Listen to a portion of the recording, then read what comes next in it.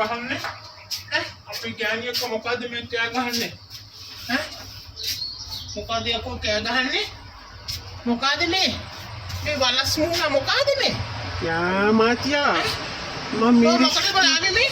මට ටොයිලට් එකට ගිහින් මට මගේ වැඩේ වත් කරගන්න දුන්නේ නැති මොකද මේ? මාතියා කන්දශාමි මාතියා අහගෙන හිටියේ.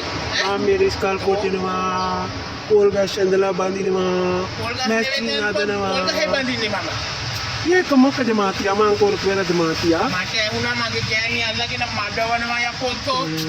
ඒ මාතියා මොනවාද මාතියා කියන්නේ මාතියා? දැන් තොට එහෙම කරේ නෑ මාතියා. මම මේ මිරිස් කල් කොටන්න ආවේ මාතියා.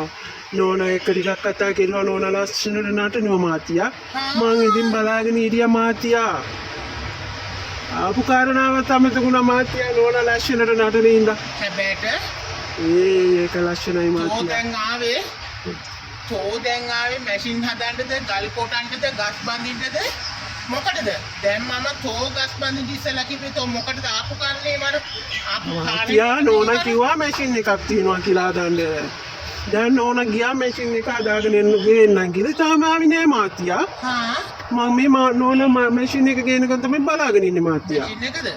නෝනා මැෂින් එක ගේනකන් ඔබ ඉඳපන් මෙතනට වෙලා. ඔබ මේ වරේ මැෂින් එක මම ගේනකන් නෑ මාතියා. ඔබ කෑලි අරන් ඇවිල්ලාද තියෙන මැෂින් එක හදන්න? කෑලි නෝනා ගාව තියෙනවා කිව්වනේ මාතියා. නෝනා ගාව කෑලි කොහෙන්ද බං?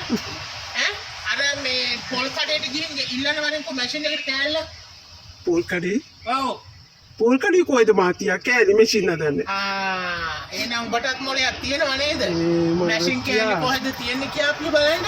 මාතියා ඉතින් මාතියා නිකන් ගාන්න වගේ එපා මාතියා. මම මේ වැඩකට න්යාවේ මාතියා. සාධාරණව කතා කරන්නකෝ මාතියා. සාධාරණව කතා කරන්න බං. ඔබ කෑලි ගෙනල්ලත් නැහැ.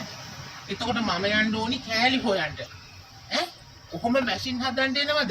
එක්කෝ උඹ ඒ ජබර මල්ලක් හදාන දාගෙන එන්න ඕනි මැෂින් හදනවා නම් කිවල් වෙන. මල්ලේ තියෙනවා මාතියා මල්ලේ තියෙනවා. මල්ලේ තියෙනවා නම් අර වර මෙහාට.